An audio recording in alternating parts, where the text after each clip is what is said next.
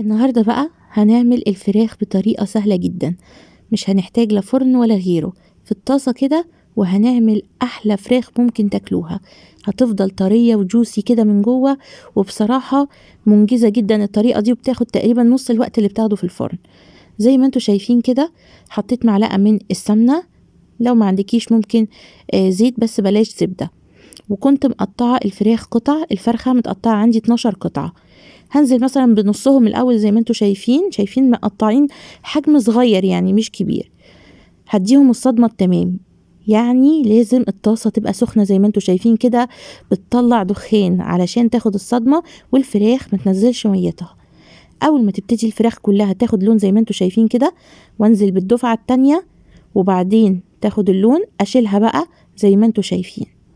هنزل ببصلاية متوسطة مفرومة ناعم في نفس السمنة اللي عملت فيها الفراخ واشوحها، بس ما تنخدعوش، هتاخد لون في الاول كده، ده لون البهاريز اللي نازلة من الفراخ. شوحوها شوية لما ريحتها تطلع.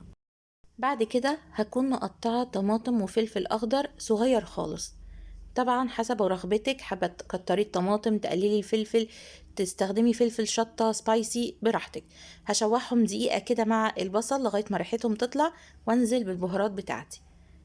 احلى حاجة بقى في الوصفة دي ان بهاراتها مش كتير، يعني نص معلقة صغيرة من الفلفل الاسود، معلقة صغيرة من الملح، معلقة صغيرة من السكر، وعصرة ليمونة.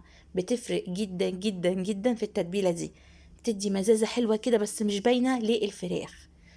هشوحهم كلهم مع بعض، واجيب بقى قطع الفراخ اللي واخده الصدمه التمام.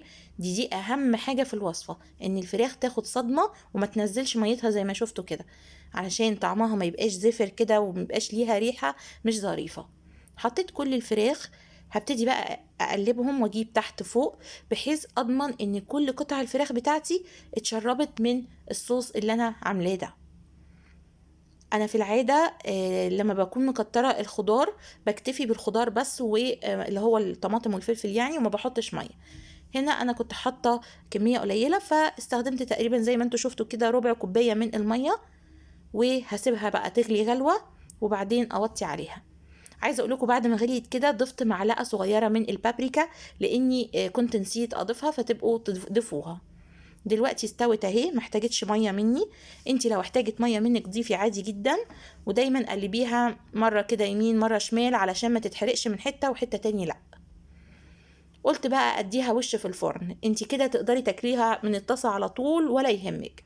شايفين اصلا الصوص اللي نازل منها فظيع، بس انا حبيت اني اقدمها يعني بلون اقوى من كده شويه، فقلت هدهنها من الصوص واحطها تحت الشوايه تاخد لون وتتشمع.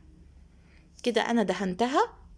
نشوف بقى بعد ما تطلع من تحت الشواية، شايفين لونها فظيعة يا جماعة، رهيبة. والله لو هي بتاخد ساعة في الفرن هتاخد منك نص ساعة في الطاسة، يعني وقت أقل بكتير من اللي بتحتاجه في الفرن. وده لأننا مقطعينها 12 قطعة واديناها صدمة في الأول، فتقريبا ما بتحتاجش سوى زي لما بنحطها في الفرن. ولو كنتي مقطعة صغير كده وحطيتيها في الفرن بالعكس هتنشف منك ومش هتبقى جوسي أبدا. رشيت عليها شوية كزبرة خضرة كده من على الوش، بيدوا ريحة حلوة قوي للفراخ. شايفين ما شاء الله استوت، ده ورك ده يا جماعة على فكرة مش صدر. وأدوق بقى معاكم حتة كده متغرقة في الصوص، يا سلام بجد تحفة. ألف هنا وشفا عليكم، أشوفكم في الفيديو الجاي ومع السلامة.